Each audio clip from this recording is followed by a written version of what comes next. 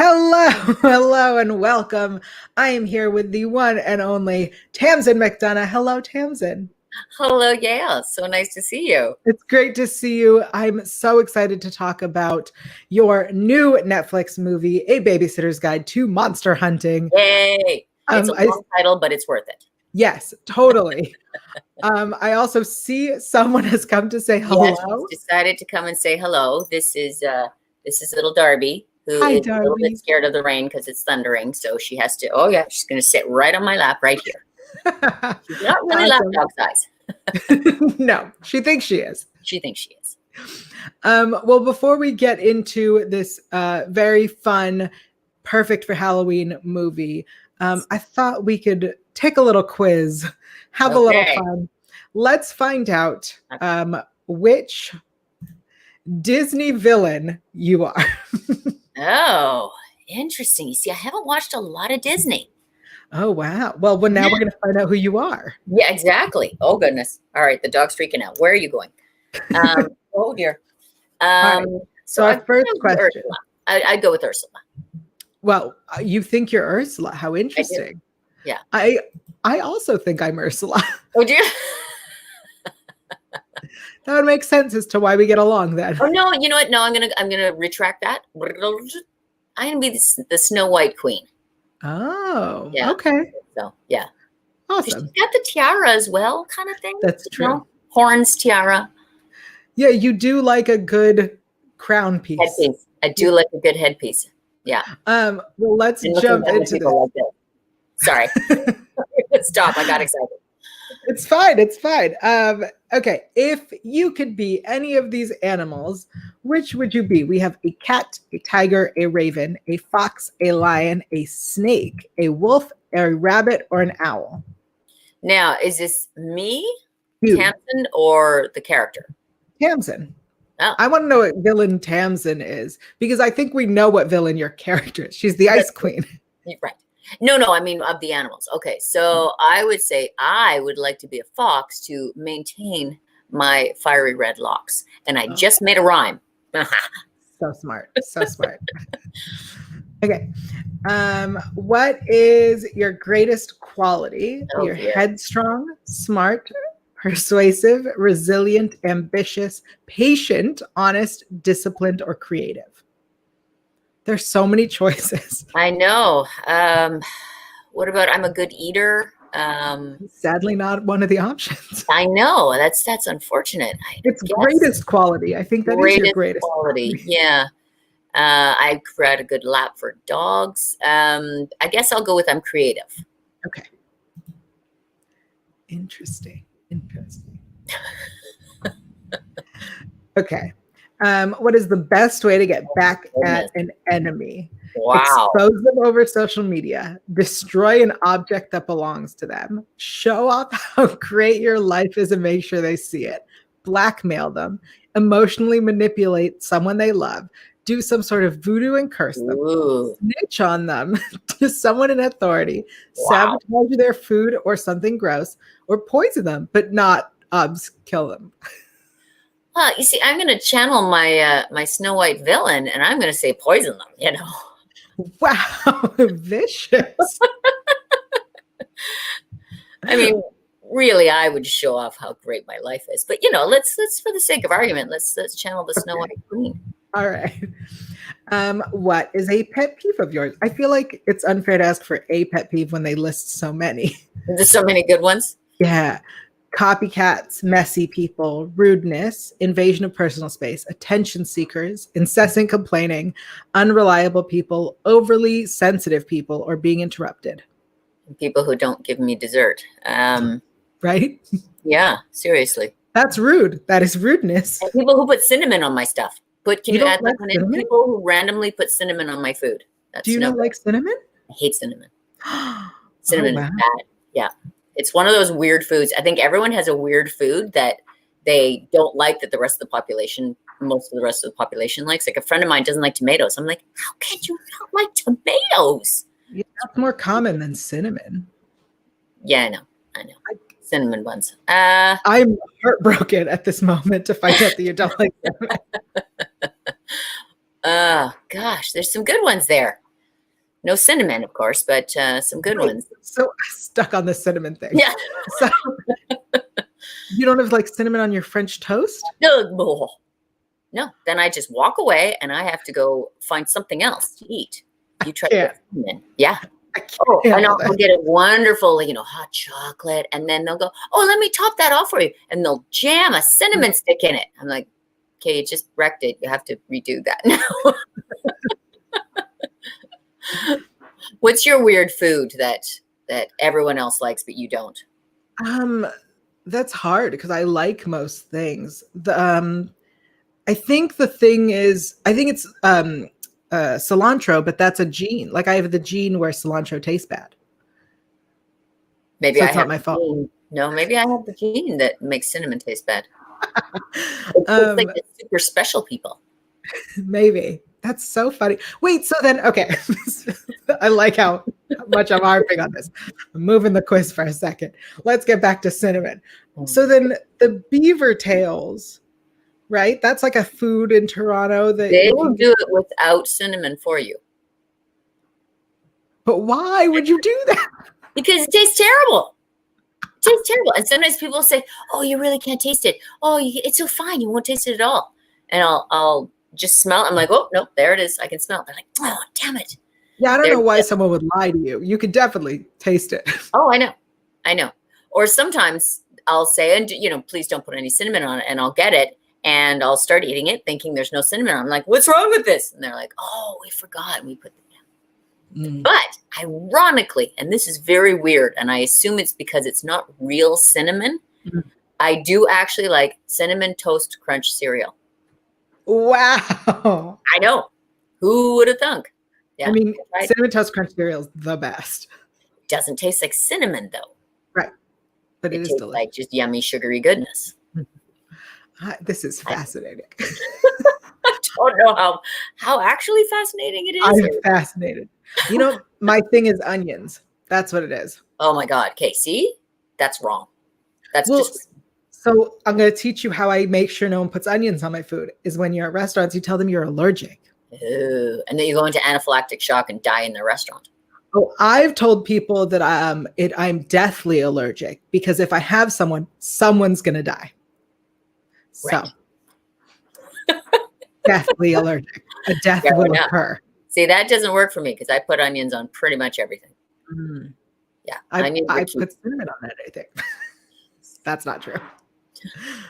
All right, let's get back to the quiz. Right. Yeah, to the quiz that I don't even know what to say. Can I just say all? No, it's BuzzFeed. You can only pick one. I'm going to go with rudeness because generally speaking, rudeness can cover a lot of that stuff. Yes, yeah. I agree. All right. Which of these situations would make you most jealous?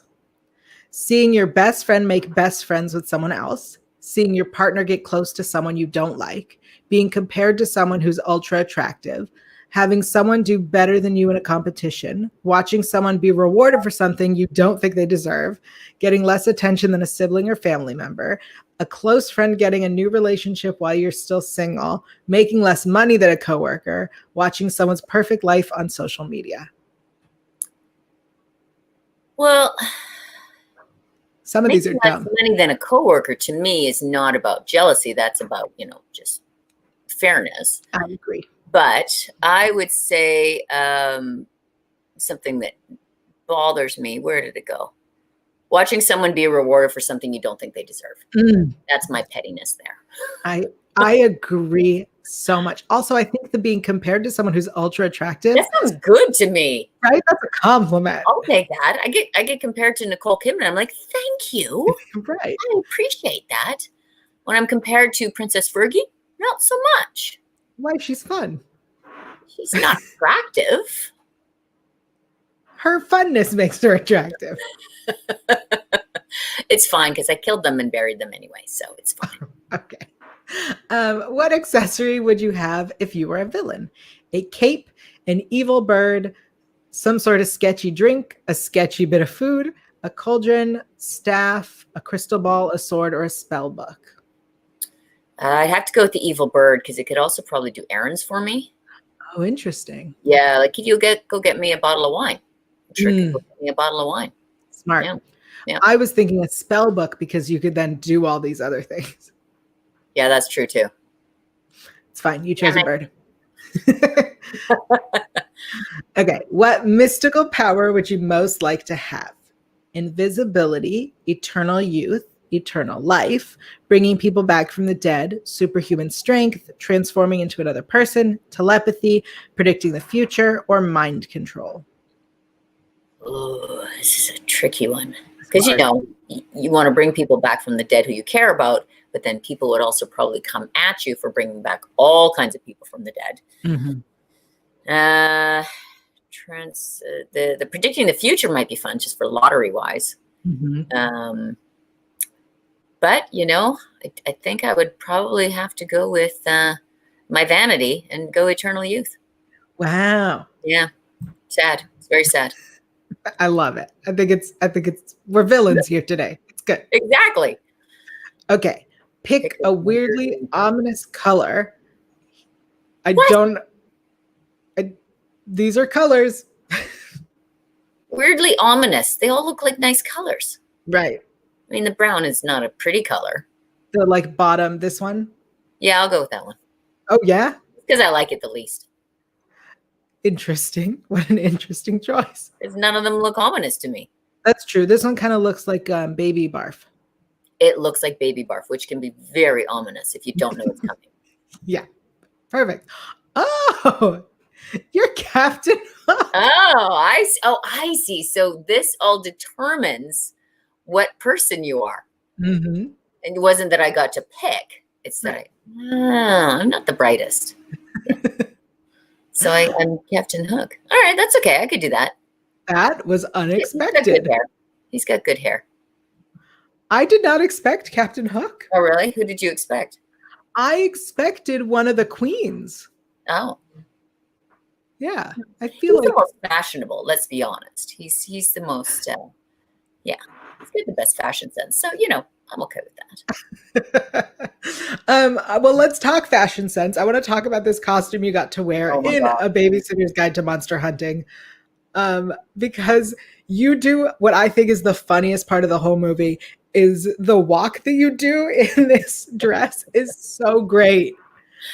Well, the wardrobe people on this were the best I've ever worked with. Not only just in quality, but the nicest people. You know, sometimes wardrobe people, they're so overworked. They can be a little short, or they can be, okay, just it's fine kind of thing. And this one, they were just like, what do you think? What can we do? Let's work together. Let's figure something out that's really great for this character. And so I got into the shell part, which is just a dress. And it's sort of got a pencil sort of part to it, the skirt part. And I thought, it might be really fun if you could make it really tight so I can't actually move it. It won't even be something that I have to remember to do. Make it so tight that I can't actually move my legs. And so they actually sewed me into the dress. And I said, but, so that I can actually walk to set and, walk around and so on, and not have to take everything off in order to, go pay the water bill. Can you put a zipper up the back? So there's actually a zipper that goes all the way up to my waist. Oh, wow. Yeah. So I had to remember not to unzip it too far. But it made it really fun. And there was actually a scene that got cut where I was trying to run downstairs. And it was really good, really fun and slightly terrifying. But really, it was really good because I'm literally having to grip onto the side railing and then do one leg and then hop over that leg and hop over. So it was really fun. So. Well, I loved it. I think that's such a smart decision, right? Because you have this character who is supposed to be scary and is dressed kind of scarily. And then she just can't walk. And it's so funny. Yeah. She kind of wiggles. I also got, there's an old series that my parents love to watch called The Carol Burnett Show. Mm-hmm. And so I referenced this one character on there. I can't remember her name, but she was, Carol Burnett played this very ditzy receptionist who they patted her bottom up hugely. And then they had made her skirt way too tight. So that's all she could do was to shuffle like that everywhere, except she had this giant bottom that she kind of stuck out into the air. So I didn't do that, but yeah. So I gave them that reference. I love it. You also got to interact with a very, very young actor, Yes. our little Jacob, in the movie. Can you tell me about working with such young actors and how, is it challenging? Is it more fun because they're so imaginative? It was, I admit, I went into it going, ooh, haven't had to work with kids. Ugh. And I was a little nervous and, like, nah, this isn't going to be as fun. Oh my God, those kids are good. And I think they've both done more than I've done in my career, double the time. These are pros. Like these kids were amazing. Absolutely amazing. Both Tamara and Ian Ho and Tamara Smart. Fantastic actors. It shocked me. And I mean, no one ever forgot their lines. No one ever missed their cues. These were true professional actors, easier to work with than some adults. And then really fun. So, we would kind of work out little things here and there. Hey, Ian, what if you did this? Or, hey, Tamara would say, Tamsen, what if you did that? I was like, absolutely. So they were always sort of looking for fun things, like ways, like you said, imaginative, always looking for fun, interesting things to do in the scenes. And so that inspired me to think of fun, interesting things to do in the scenes. And so it was really enjoyable, I have to say. That's awesome to hear. Yeah. I think, Tamara, who played Kelly, was incredible. Yeah. For someone so young to have to lead a movie. She was really amazing. This is a star in the making. This girl is, and one of the sweetest, loveliest, most generous girls around. Absolutely. And like star in the making for sure. Yeah, I really enjoyed watching her and her interactions with everyone, especially with our villain played by the one and only Malfoy, Draco Malfoy. That's right. You didn't have any scenes with him, but you guys did meet at the table read, right? Yeah. So met him a few times, and often in the makeup trailer together. Great guy, really, just chilled out. Really great guy. No snakes anywhere. Really just good guy, excited to do something very different. He was a neat guy just to chat with. It's really incredible how, we have this image of him in our head as Draco, and Tom Felton really looks like a completely different person in this movie. And he, insider info here, I remember when we were doing makeup. So I was getting my makeup done for a scene because I was the first one. Ian and Tamara and my scenes were some of the first that were done in the entire shoot. And Tom came in to get all of his makeup tests. And so I remember one thing he said was, just not blonde. Just don't make me blonde. Let's keep it separate from Draco. That was Draco's color. Let's go with something else. So yeah, that was the one thing he wanted, was just not blonde. Yeah. We have to, but just please work on that. This movie is really full of amazing people, and it's such a good movie.